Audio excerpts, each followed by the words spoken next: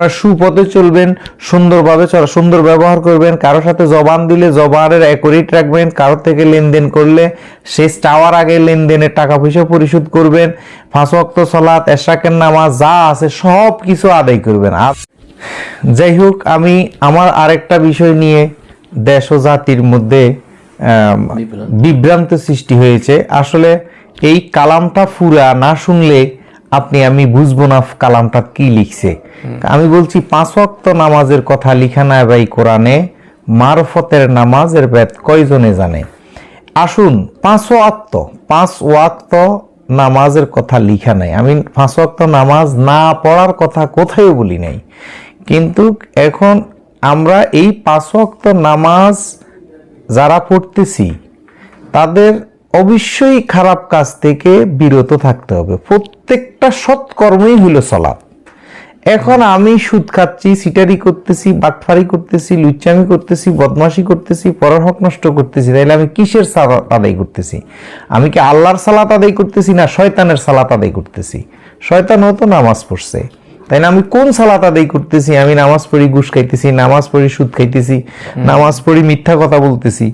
আমি মূলত বলছি ওই সালাত আদায় করো মুমিন ব্যক্তির জন্য, সৎকর্মশীলদের জন্য। রাসূল পাক সাল্লাল্লাহু আলাইহি সাল্লাম তো সারা রাত নামাজ পড়ছে, তাইলে সে কোন নামাজ পড়ছে?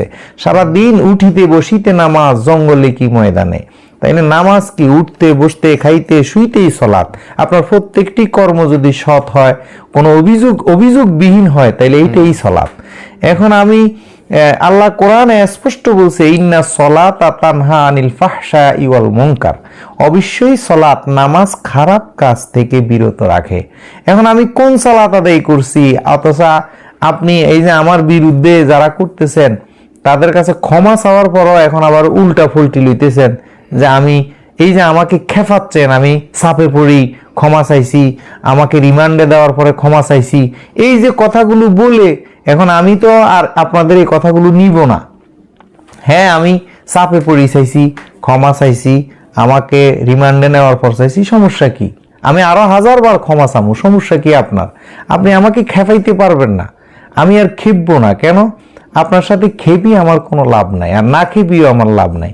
আমি সলাৎ যারা করে, যারা সলাতে থাকে, তারা কারো গালিতে কারো কথাতে মনে কষ্ট নেয় না। কেন? মূর্খ লোকের প্রথম হাতিয়ারে হলো একজন মানুষকে গালিগালাজ করে আগে নিচে নামানোর, আর অসৎ লোকের খাসালতে এটা। তো যাই হোক, আমরা সঠিক সলাৎ শিখতে হবে, যেই সলাতে মালিকের মেরাজ হয়। সলাৎটা কোন সলাতে আপনাকে খারাপ কাজ থেকে বিরত রাখবে, গীবত থেকে গীবত রাখবে, আপনি খারাপ কাজ থেকে বিরত রাখবে, আমরা সেই সলাৎ বুঝতে হবে, শিখতে হবে, জানতে হবে। যদি আপনি এই সলাৎ যদি আমরা না শিখি, তাইলে আল্লাহ কোরআনেই বলছে ফাওয়াইলুল লিল মুসাল্লিন ওয়ালাইয়া আরাইতাল্লাযী ইউকাযযিবুদ্দিন ফাযালিকাল্লাযী ইয়াদুল ওয়ালাইয়া উদরা তাবিল মিসকিন ফাওয়াইলুল লিল মুসাল্লিন। ওই সমস্ত নামাজীর জন্য আল্লাহ ওয়াইল দুজক রেডি করে রাখছে। কি জন্য? তারা দুনিয়াতে থাকতে যে নামাজ পড়ার পরে আকাম ছাড়া নাই, কুকাম ছাড়া নাই, এদের জন্য জাহান্নাম রেডি রাখছে। তাইলে দেখবেন যারা এই সালাত আদায় করে, 5 ওয়াক্ত সালাত আদায় করে বেঈমানি করতেছে, সিটারি করতেছে, দেখবেন তারা মরা রক্তে পায়খানা খাইয়া মরে। বলে কেমনে পায়খানা খায়?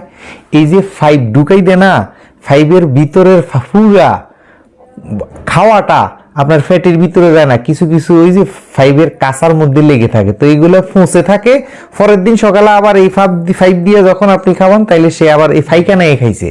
এরকম বড় বড় ফির, বড় বড় মহাদ্দেশ, মহাক্কেক, বড় বড় আলেম দিন, ওই তারা যে নামাজ বুঝে নাই, নামাজ শিখে নাই, এই জন্য ওদেরকে 5 ঢুকাই রাখতো। এই 5 দিয়া 2 দিন, 3 দিন, 5 দিন, 1 মাস খাওয়াইয়া তারপরে এরা মৃত্যুবরণ করছে। তো এরা তো কলমাও পড়তে পারে নাই, তাইলে এরা কিসের নামাজ আদায় করছে? তাই ওই নামাজ আমাদেরকে শিখতে হবে, বুঝতে হবে। আপনারা সুপথে চলবেন, সুন্দরভাবে সুন্দর ব্যবহার করবেন, কারোর সাথে জবান দিলে জবানের অ্যাকুরেট রাখবেন, কারোর থেকে লেনদেন করলে শেষ চাওয়ার আগে লেনদেনের টাকা পয়সা পরিশোধ করবেন, 5 ওয়াক্ত সালাত, এশরাকের নামাজ যা আছে সব কিছু আদায় করবেন। আদায় করে সব কিছু করলেন, কিন্তু আপনার ভিতর থেকে কুস্বভাব গেল না, সুচরিত্র আপনার হলো না, বা আমার হলো না। এই যে আমি বড় বড় কথা বলতেছি, আমি আপনাদের সামনে অনেক কথা বলি, কারণ আমার চরিত্রের মধ্যে যদি এসব গন্ধ থাকে, তাইলে তো আর হলো না। নিজে আমি তাইলে তো আর আমি নিজেও যেন পরিষ্কার হই, আপনারাও যেন সুন্দরভাবে পরিষ্কার হন। ধন্যবাদ সকলকে।